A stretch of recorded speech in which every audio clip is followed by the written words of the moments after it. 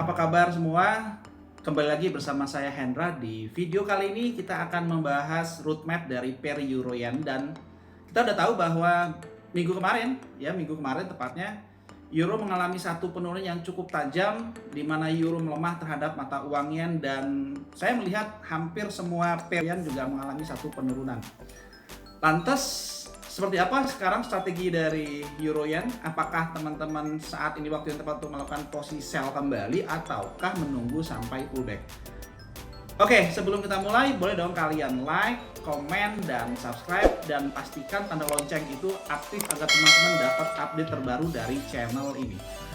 Sebagai catatan, semua informasi yang akan nanti saya share ke teman-teman ini semua murni adalah edukasi. Jadi please buat kalian yang tetap follow dari semua yang akan saya jelaskan nanti, teman-teman sudah melakukan analisa terlebih dahulu dan jadikan ini sebagai second opinion. Bantu share video ini ke teman-teman lain yang membutuhkan, khususnya buat kalian yang ingin belajar strategi supply and demand. Dan support terus channel ini untuk semakin berkembang dan jayalah trader Indonesia.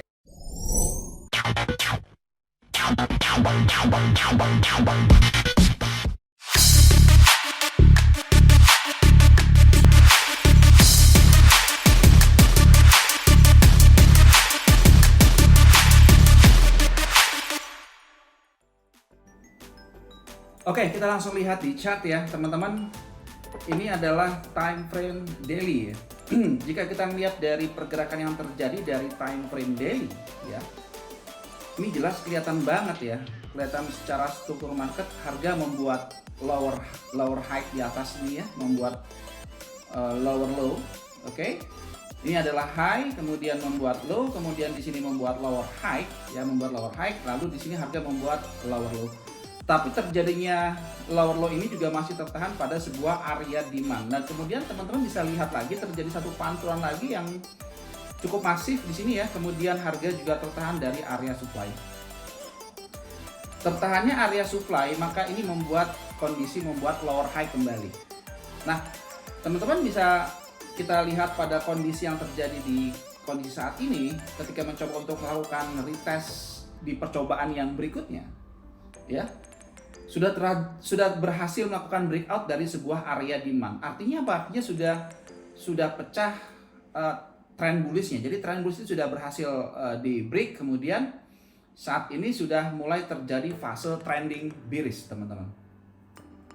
Nah, lantas skenario apa yang akan kita lakukan melihat situasi dari pair Euro Yen saat ini? Nah, jika kita melihat dari kejadian terjadi pada struktur market yang ada di Euro Yen, maka secara probabilitas tentu saja kita akan cenderung mencari peluang sell dibandingkan untuk mencari peluang untuk melakukan posisi buy.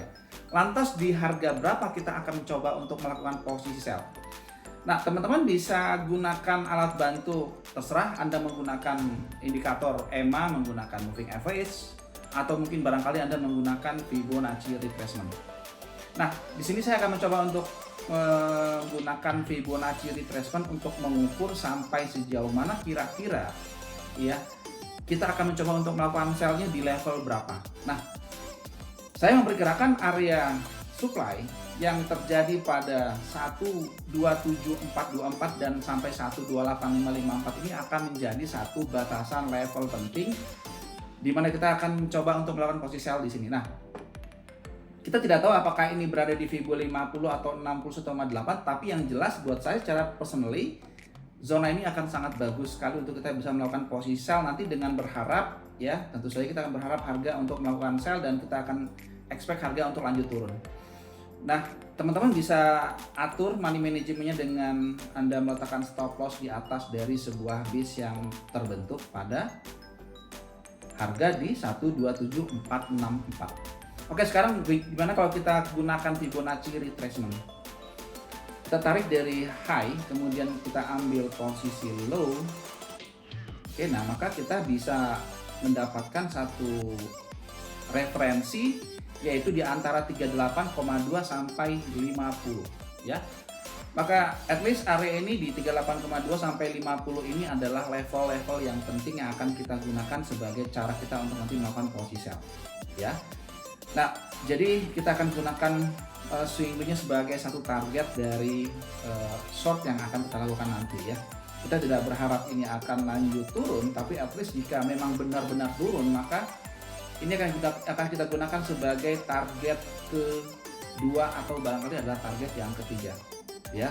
Nah, kenapa area ini menjadi level penting untuk kita bisa melakukan take profit secara maksimal? Karena jika kita melihat dari pergerakan yang terjadi di time frame weekly, maka teman-teman semua akan mendapatkan satu lokasi di mana ini adalah sebuah level penting. Ya, ini level penting di mana ini adalah sebuah area left shoulder, ya. Anda bisa menggunakan istilah dengan ini adalah sebuah MPL, terserah. Tapi yang jelas level ini akan menjadi sebuah level penting di mana kita akan mencoba untuk melakukan mencampurkan short, kemudian kita berharap ini akan menjadi satu target maksimal dari sebuah penurunan harganya.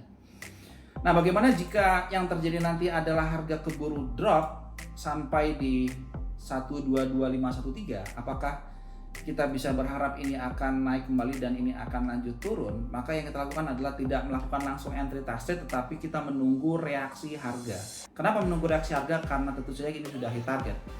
Ya, berbeda dengan skenario yang di awal bahwa kita berharap harga akan retest terlebih dahulu. Ya. Jadi ini akan menjadi satu concern kita, menjadi hal yang penting untuk kita lihat apakah nanti akan terjadi retrace ataukah akan malah bablas turun ke bawah. Nah, sekarang bagaimana nextnya jika level yang kita amati ini mampu dijebol oleh harga?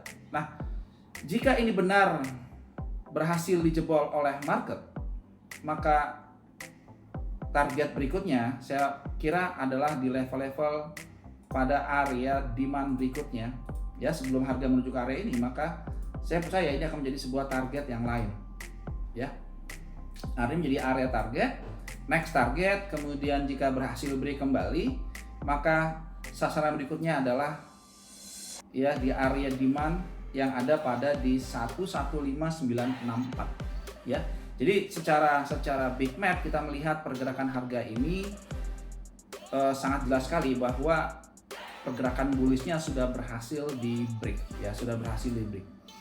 Ya, jadi dengan melihat dari tren dari daily ini aja udah kita bisa menyimpulkan bahwa memang ya di Fibol 38,2 sampai 50 ini menjadi level terbaik kita untuk bisa melakukan posisi sell, ya. Nah, jika kita melihat dari pergerakan yang terjadi di time frame monthly, gitu ya, kalau kita melihat dari pergerakan yang terjadi time frame monthly, teman-teman kita juga bisa melihat bagaimana pantulan-pantulan harga yang terjadi ini sangat rapih sekali, di mana harga tertahan di left shoulder, ya, pada bagian atas, kemudian menciptakan sebuah first time back. First time back ini kemudian menciptakan sebuah area supply baru. Ini juga sama. Ketika sebuah area demand ini berhasil retest dari sebuah left shoulder kemudian menjadi first time back, dan teman-teman bisa lihat terjadi satu retest kali, dua kali, dan akhirnya terjadi yang namanya adalah double bottom. Di sini akhirnya kemudian harga naik dan harga kemudian tertahan lagi pada 134248 yang terjadi pada bulan Mei 2021, ya. Dan saya sebenarnya sudah antisipasi kejadian terjadinya break dari sebuah struktur market bullish ini di free channel. Teman-teman bisa klik link yang ada di deskripsi. Saya udah bagikan secara gratis, teman-teman bisa lihat share yang analisa yang sudah saya share. Saya lupa sekitar 1 bulan atau 2 bulan yang lalu bahwa antisipasi terjadinya sebuah break dari struktur market dari bullish kemudian menjadi kondisi bearish, ya. Oke, saya pikir cukup sekian dari informasi yang sudah saya share tadi. Semoga membantu teman-teman yang ingin trade di pair euro yen, ya. Oke, cukup sekian. Terima kasih buat teman-teman sudah mendengarkan ocehan saya di sore ini. Oke, ciao.